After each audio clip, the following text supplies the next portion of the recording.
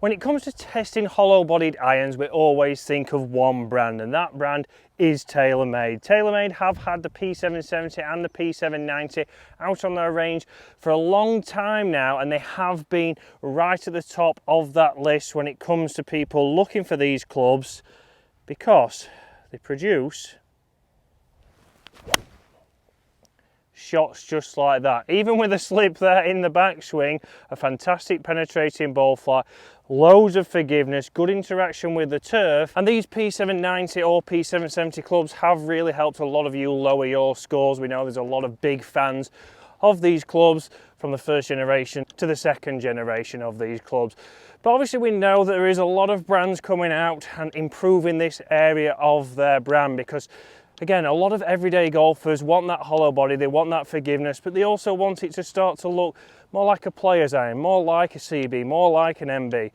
And this brand that we're comparing them to today have certainly done that. Maybe they look a little bit sleeker, they certainly perform just as well, but is it the price difference that puts you off these clubs? We also know there is other companies who are a direct-to-consumer brand like Tacoma, who brought out the 101Ts, which are incredibly popular not only on YouTube with a lot of golfers all around the world now because they're coming in at another end of the spectrum. But how will these stand up against the brand we're talking about today? And today I am putting the P770s to the test against some clubs we had on the channel last week, which are the PXG 0317T irons. So again, you'll see on screen next to these the price of the PXGs for a full set. So you can either go 4 to pitching wedge or 3 to pitching wedge. But now if we compare that to the TaylorMade P770s, you'll see there is a price difference right there. So what are you getting? Is it the feel, is it the performance, or is it a little bit of marketing? Now straight behind the ball, obviously if we're looking at both clubs from an aerial view, which I'll show you shortly on the screen, the PXG is a lot thinner, so it is a lot of thinner top edge. Again, the blade length looks ever so slightly shorter, so straight away there for me, depending on your handicap, you might be thinking, I'm not as confident with that. Again, it certainly looks more like a player's irons, or player iron even, but you are getting that forgiveness of a hollow body design. You are getting a little bit more perimeter weight, and you've got more technology in there for you to hit more greens. And after all, if we can hit more greens, that's exactly what we want. But you might be a lower handicap golfer, you might be low teens, and you might be thinking, well, I want something like a P770, but I want it to look a little bit sleeker. And the PXGs could be perfect for you. But so straight away here, the TaylorMade, after looking down at the PXG, does look quite big. I would start to say, if I was looking at that after looking at both of them from the top, this looks more like a game improver.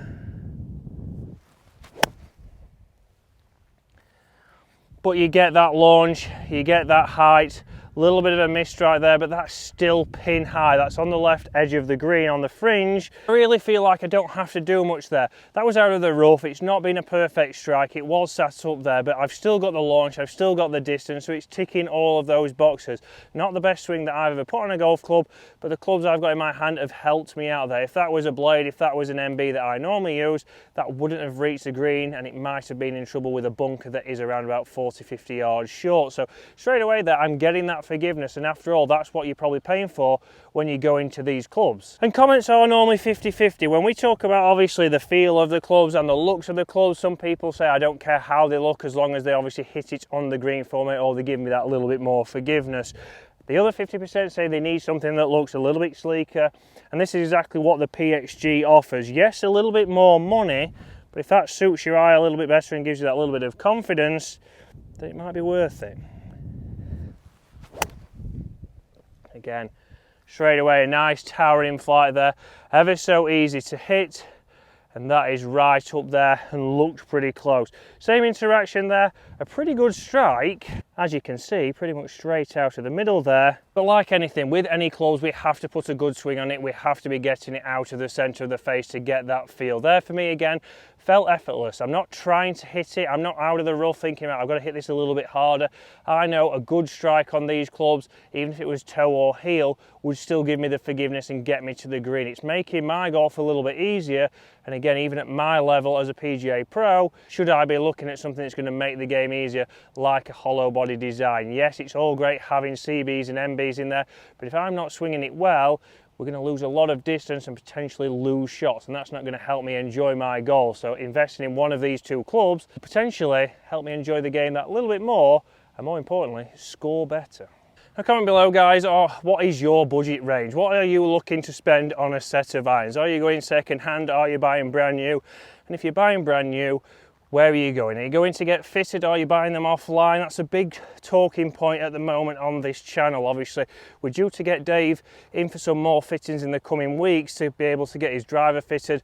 Maybe look at his hybrids and his fairway woods, see if he's got the right setup, because we know he's got his irons. He didn't get new irons, he did change the shaft in those irons. If you haven't seen that video guys, that is on the channel where Dave was fitted, but he ended up just getting some new shafts in his current Tacoma 101T irons. So comment below guys, how much are you spending on your irons and are you getting fitted?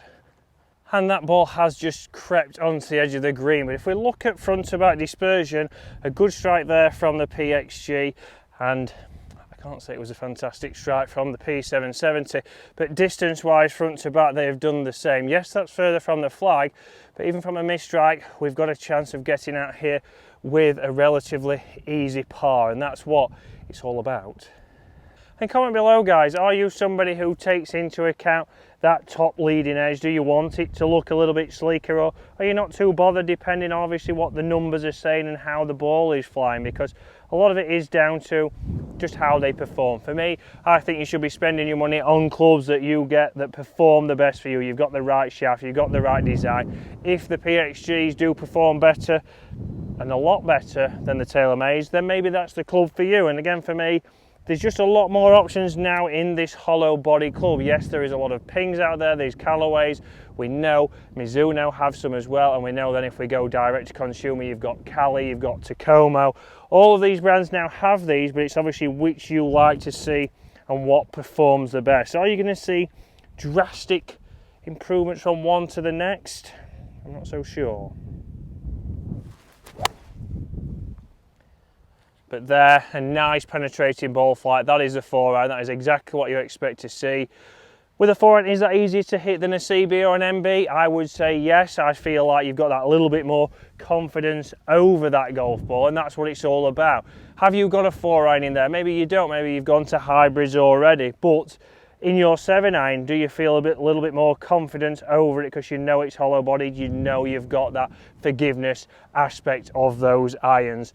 Like I say, is there going to be much difference? That's the big question for you. Are you going to see 10 yards difference from going PXG instead of TaylorMade for that price difference? I don't know.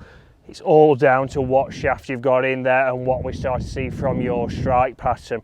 And it all depends on your budget. Like we've discussed earlier in this video, what is your budget? How much are you spending on your clubs? A little bit of a higher launch there from that P770. A little bit left, that's me. It'll be interesting there to see obviously how far they have gone. Have they gone the same distance? Totally different ball flights. The P770 a little bit higher. Is that again that more forgiveness from that bigger head? Have PXG made it so it's a little bit more like a player's iron?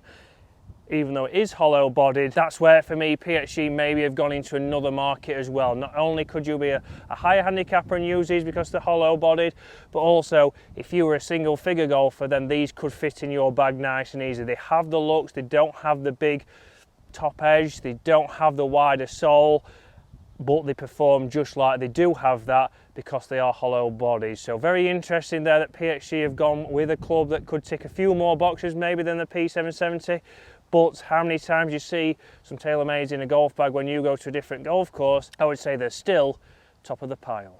So guys, in weeks to come we will put these to the test against the Tacoma 101T, so 3 different price points. We'll get the numbers, we'll get out on the golf course and see which one is performing better. After all, we then know that it is down to looks, it's down to feel, which like I say, 50-50 with people commenting. They're not so bothered about the looks or the feel if it performs well. So it'll be very interesting to see 3 different price points, 3 very similar clubs and similar designs, and which one does the best for me and which one would get you to spend your money. So up here, yes, that was more me, white is left, and that is the PXG in the fairway. So interesting, I would say there's a couple of yards in it.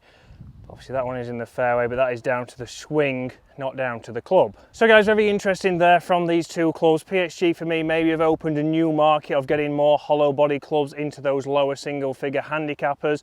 But if you're looking for something a little bit sleeker, you want that in your bag and you're a high handicapper golfer, they're still going to perform fantastic for you. TaylorMade still for me are going to be top of the pile in this category in golf, because at the moment they're still producing some of the best clubs. Yes, they look a little bit thicker top edge. Yes, they have a wider sole, but that might tick more boxes for the entry golfer. Don't forget, guys, the average handicap in the UK is around about 16.7, so a 17 handicapper. Depending with the new system with slope, you could be off anything, but they might tick a few more boxes. The P770s and the P790s are still fantastic golf clubs, but PXG have really opened up a new market.